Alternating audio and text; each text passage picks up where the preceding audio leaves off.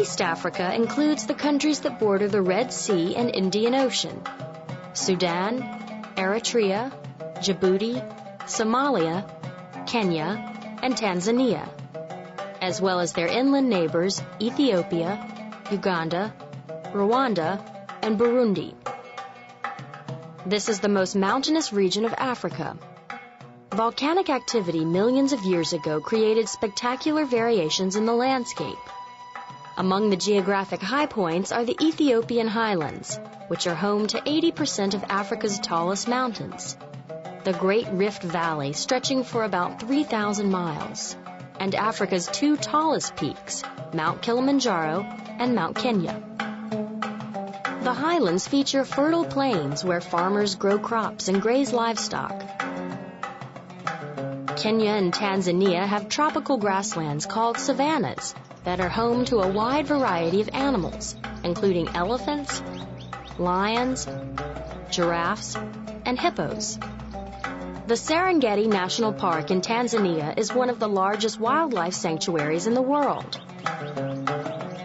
Tanzania can also boast of two of the most remarkable lakes in East Africa: Lake Natron, named for the salt deposits found there, and Lake Tanganyika, on the border with Congo, the longest freshwater lake in the world.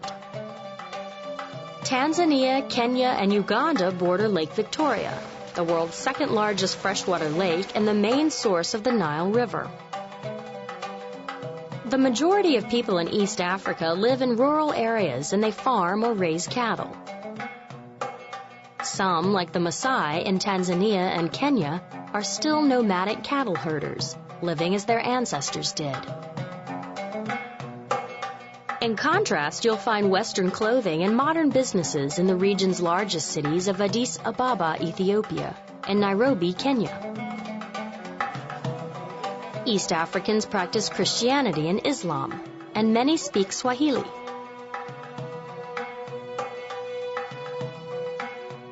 From the stunning mountaintops to the shores of the Indian Ocean, East Africa offers some of the greatest contrast on the continent.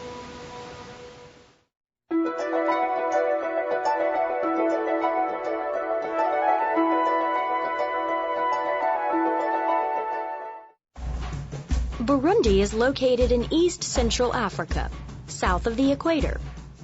It borders Rwanda on the north, Tanzania on the east, Lake Tanganyika and the Democratic Republic of the Congo on the west.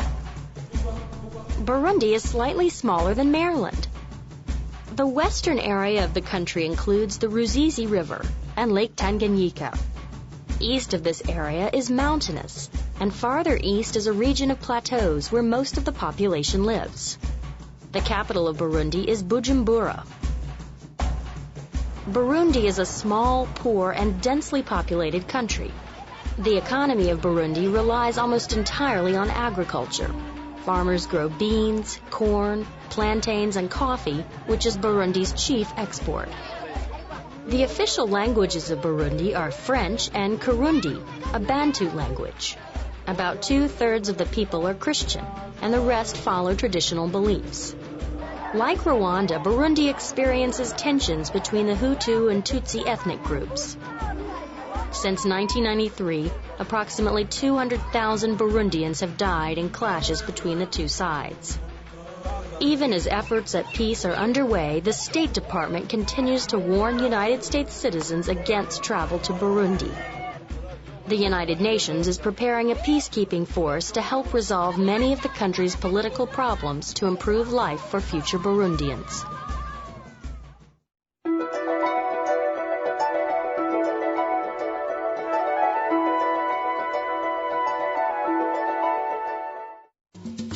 Rwanda is a small, landlocked country lying south of the equator in East Central Africa.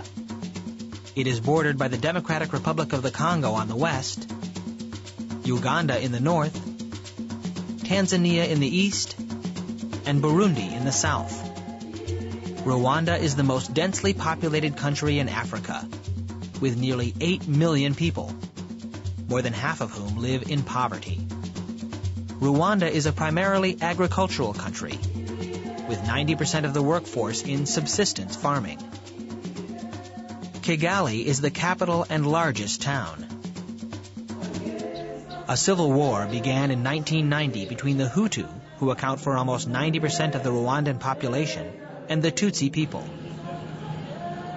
At the height of the violence, in 1994, it is estimated that 800,000 Rwandans, mostly Tutsi, died. Tutsi forces defeated the Hutus and assumed control of the government in July 1994. Today, many Rwandan children are responsible for taking care of their family and raising their younger siblings because their parents died during the genocide. In addition to going to school, these children attempt to provide food, clothes, and shelter to their siblings. According to the United Nations Children's Fund, more than 100,000 children are living in households without adults. The situation in Rwanda has gained the attention of international aid organizations that are working to improve the children's quality of life and to protect their human rights.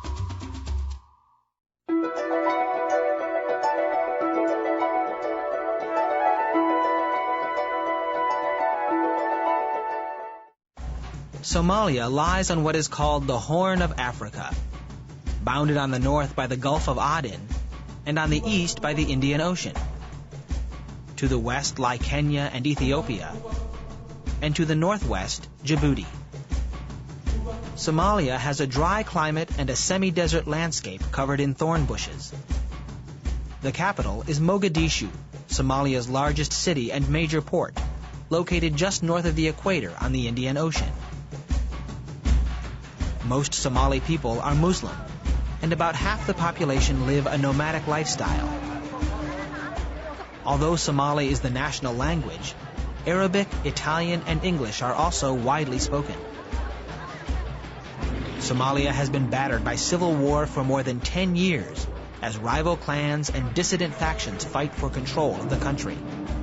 In 1992, the war coincided with the worst African drought in a century. A devastating famine killed 300,000 Somalis. Thousands more fled to Ethiopia to escape the fighting. Many are now returning to their homeland.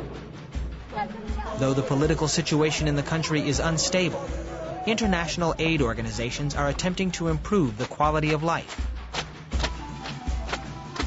Clean water, rebuilt wells and generators, as well as education, are providing relief to the long-suffering Somali people.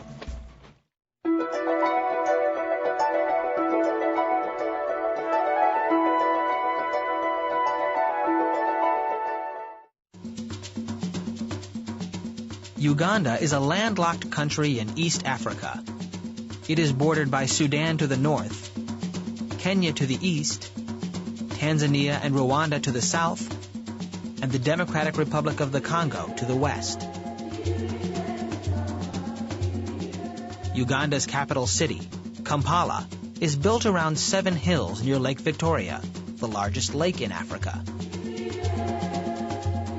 To the southwest lies the Bwindi Impenetrable National Park, well known for its variety of wildlife. Many types of birds and butterflies make their home in the dense jungle. But the park's best-known residents are the mountain gorillas. Uganda is home to half of the world's population of mountain gorillas, the largest and rarest of the 3 gorilla subspecies. The latest census puts the total number of mountain gorillas in the world at less than 700. Years of poaching and habitat destruction have brought the primates to the brink of extinction. Mountain gorillas are shy, and they fight only when threatened. They live in close-knit family groups of up to 30 members. A large part of the day is spent foraging for food. They eat roots, leaves, bark from trees, shrub-sized plants, and bamboo shoots. Dominant male mountain gorillas reach an average height of 6 feet tall when standing, and they can weigh up to 500 pounds. When males reach adulthood, a patch of fur on their backs lightens, and they are called silverbacks. Females are smaller, only 4 to 5 feet tall, and weigh 150 to 200 pounds. Today, mountain gorillas live only in Uganda, Rwanda, and the Democratic Republic of the Congo. Conservation programs are helping to protect the endangered mountain gorillas through a variety of methods, including population monitoring, anti-poaching activities, and habitat conservation. Scientists hope that the mountain gorillas can make a comeback.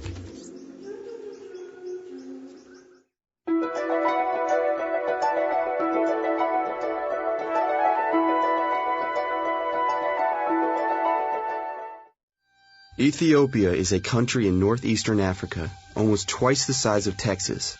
Ethiopia is bordered by Eritrea, Sudan, Kenya, Djibouti, and Somalia. This country is one of the oldest in the world. It is also the place that 11-year-old Asbeth calls home. Like many people in this country, Asbeth and her family are farmers. The family is lucky to live in the Rift Valley, Ethiopia's most fertile area. Here, they plant coffee, sugarcane, and potatoes, and herd the family's cattle. But Asbeth's life is different from that of her father and brothers. While they work in the fields, Asbeth has to find water, a precious resource in this landlocked country. Today, Asbeth has been lucky enough to find water close to her family's village. But droughts and water shortages happen all the time in the Rift Valley, and it's only a matter of time before this well dries up. Finding water is just one of Asbeth's chores. The family also depends on her to help her mother cook, clean, and look after her younger brothers and sisters. Bread is an important part of the Ethiopian diet.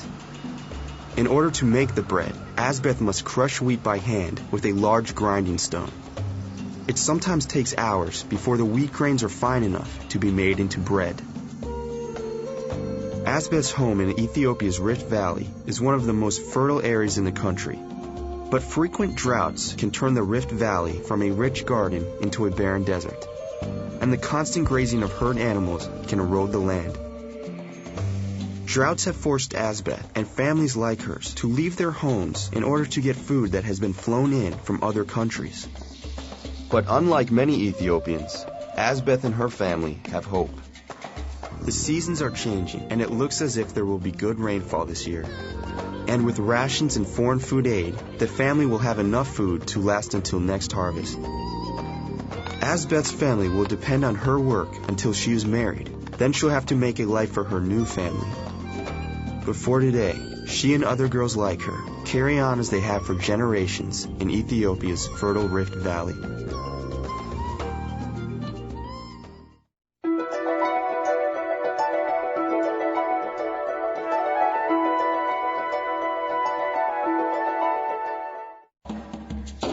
Kenya is located in East Africa. It is twice the size of Nevada and is bordered by Ethiopia, Somalia, Tanzania, Uganda, Sudan, and the Indian Ocean. Kenya is also a place where people grow a special crop called French beans.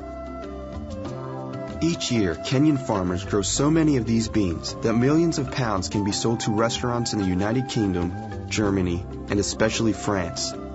Beans are a billion-dollar business in this African country, but farmers haven't always grown French beans in Kenya. In the early 1900s, settlers from Europe built huge plantations where farmers grew coffee and tea for sale to countries in Europe. Crops that are grown only for sale are known as cash crops. So much of the land was used for coffee and tea production during this time that there was little room for native Kenyans to grow fruits and vegetables. But when native Kenyans won their independence from Great Britain in 1963, they regained control of their land and which crops could be grown there. Today, almost 8 million Kenyans work in agriculture. Most grow food on small farms, which provide food for the farmers and their families. Nearly 70% of Kenya's population are farmers. Many cultivate beans for sale to foreign countries. Growing beans for export is one of the easiest ways for farmers to make money.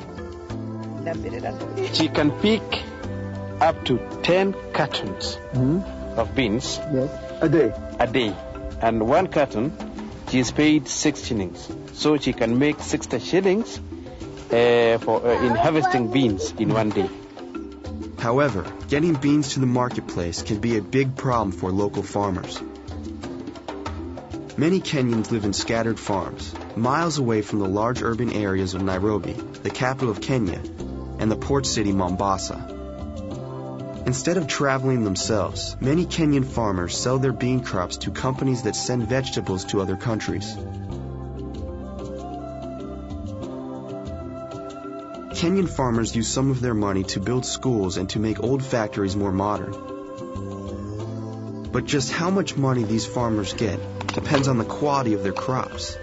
Drought and flooding during the rainy season can easily destroy crops on Kenyan farms. Water pollution from pesticides and fertilizers, soil erosion from planting too often, and the process of desertification, where fertile lands become desert, are also threatening bean crops in Kenya. Despite environmental problems, the bean that has made this country an agricultural powerhouse keeps growing and making its way through Africa, Europe, and beyond.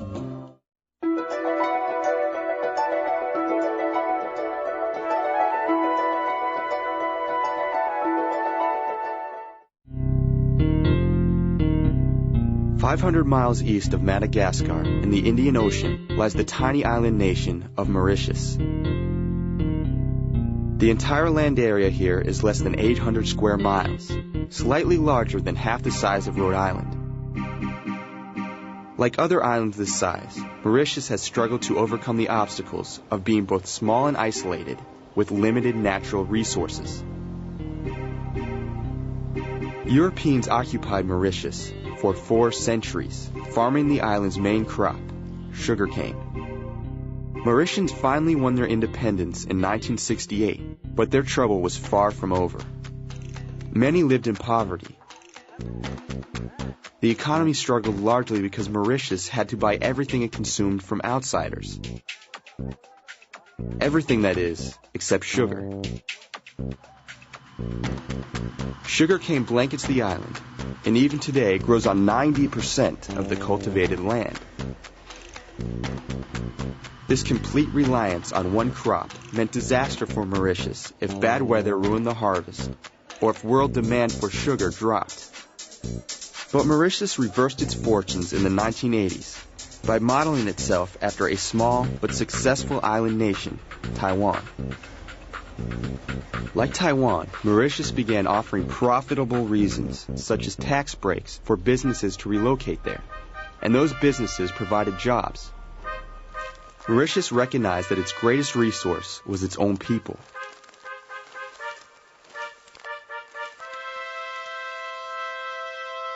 The sugar industry had brought together many cultures: Indians, Europeans, Africans, and Chinese. This industrious population proved attractive to businesses, like textile and clothing manufacturers, who need lots of workers.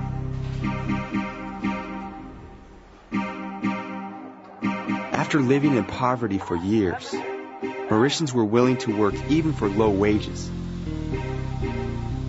More than 9,000 businesses relocated to Mauritius, transforming the economy from agricultural to industrial. Sugarcane now accounts for just 1/4 of the country's exports. As Mauritius began to pull itself out of poverty, some citizens became entrepreneurs, people who start their own businesses. Some opened textile manufacturing companies. Others recognized the export value of other crops, like chilies and exotic flowers. Mauritius also turns its relative isolation into a strength.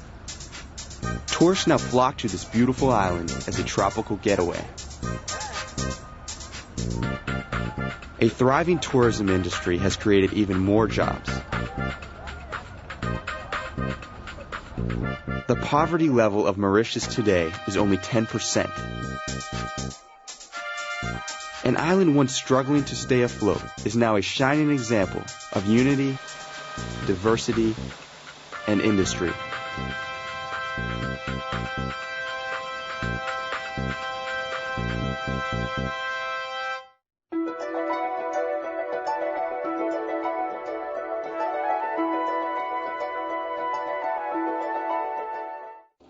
The United Republic of Tanzania is located in eastern Africa and is bordered by Mozambique, Malawi, Zambia, the Democratic Republic of the Congo, Burundi, Rwanda, Uganda, Kenya, and the Indian Ocean. Tanzania is slightly larger than twice the size of California and is home to more than 37 million people. The northern border of Tanzania is dominated by Lake Victoria. Lake Victoria is the second largest freshwater lake in the world. It's also one of the main sources of water for the Nile River. Because only 4% of Tanzania's land is usable for farming, Lake Victoria is an important source of food and money for the people who live here. About 30 million people in Tanzania, Uganda, and Kenya make their living off of the lake. Fish are plentiful, and some 50,000 fishermen operate on the Tanzanian side of the lake. Their primary catch is Nile perch. Despite its name, the Nile perch is not a native species here. It was introduced in the late 1950s. The Nile perch is a hungry predator that feeds mainly on smaller fish and can grow up to 6 feet long and weigh up to 300 pounds. While the perch in Lake Victoria are generally much smaller, they make up about 80% of each day's catch. A decade ago, the Nile perch were only caught to feed Tanzanians. Today, Nile perch fishing is big business, and the fish are in high demand overseas. Before they can be sold, the fish must be gutted, sorted, and dried in the sun so that they can be transported in the tropical heat. Many local people have formed market trading collectives that run the fish markets and oversee daily deliveries. Although the perch have benefited the fishermen and exporters, many others fear that the perch and the fishing industry that has been built around them may be doing more harm than good. Hundreds of native species in the lake have been killed off by the perch. And the perch themselves are getting smaller because they are running out of food. Also, as more fishing companies and people move to the area, they are removing the vegetation around the lake and further damaging the environment. But, for the present, the lake is still a vital resource for the livelihood of the local people. If they can make sure that it stays healthy, the people of Tanzania will be able to keep making a living off of Lake Victoria.